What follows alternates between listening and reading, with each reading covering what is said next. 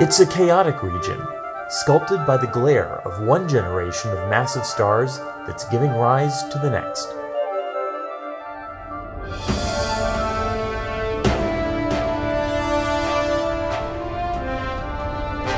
The Hidden Universe Showcase explores exciting new results in infrared astronomy from NASA's Spitzer Space Telescope, with your host, Dr. Robert Hurt.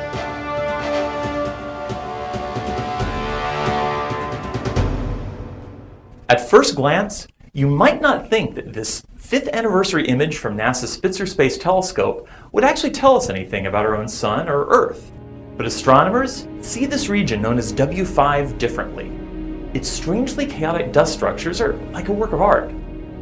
But to astronomers, W5 is more than just a picture. It's a graphic novel, telling a story of how one generation of stars is helping the next to be born. The scientists who've been translating this novel for us are Dr. Lori Allen and her graduate researcher Xavier Koenig, both at the Harvard-Smithsonian Center for Astrophysics. Well, most stars probably form in regions like W5, that is, massive star-forming regions in which hundreds or maybe even thousands of stars form at the same time.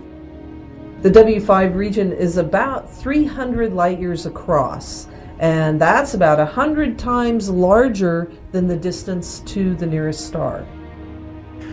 While it's filled with thousands of average-sized stars, it's the dozen or so stellar giants that are really calling the shots.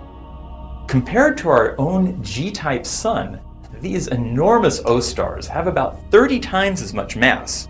Moreover, they're about 10,000 times as luminous, and most of that light is in the ultraviolet. Yes, we are talking instant sunburn. So the radiation that these O-stars put out, vast amounts of ultraviolet radiation, has a very destructive effect. It breaks up molecules and it destroys dust grains. And the stellar winds, these very violent, energetic stellar winds, sweep up material around that creates these large bubble structures that we see, these very large cavities around them. However, denser areas take longer to clear, lingering as the material around them is swept away by the radiation and stellar winds. This sculpts distinctive pillars that, like accusing fingers, point out the stars that created them.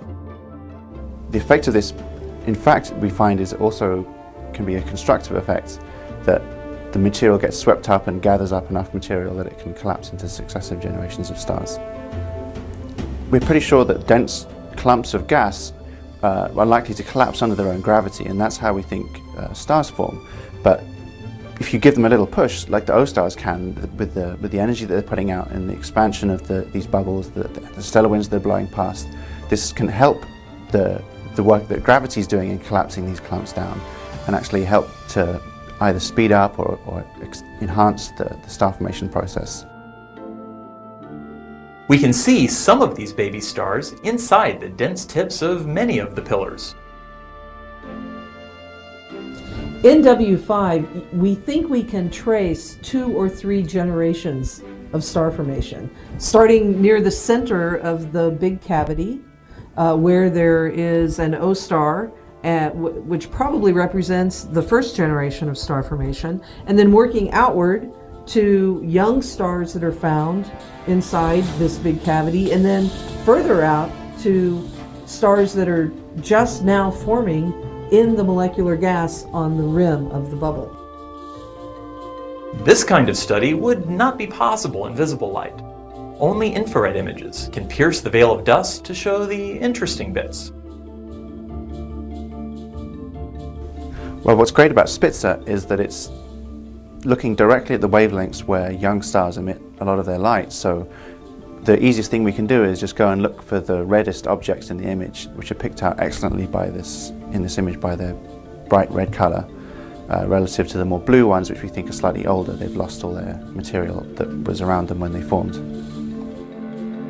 Some of those young stars appear to be shedding their surrounding material before our very eyes. At 24 microns, seen in red, a number of smaller stars have dust tails pointing away from the nearby O-stars. These dust tails indicate ongoing destruction of protoplanetary disks by stellar winds. Indeed, stars unfortunate enough to form too close to an O-star could well be stripped bare before having any time to form planets at all. W5 shows us how interconnected things can be in our own galaxy. Stars are born, reshape the nebula around them, and give rise to the next generation of stars. Perhaps 5 billion years ago, some long-gone O-star swept up the material that formed our own sun. And if it had been a little too close, perhaps our own Earth would have never formed, and we would have never evolved here to look up and wonder why. For the Spitzer Science Center, I'm Dr. Robert Hurd, reminding you there's a hidden universe just waiting to be discovered.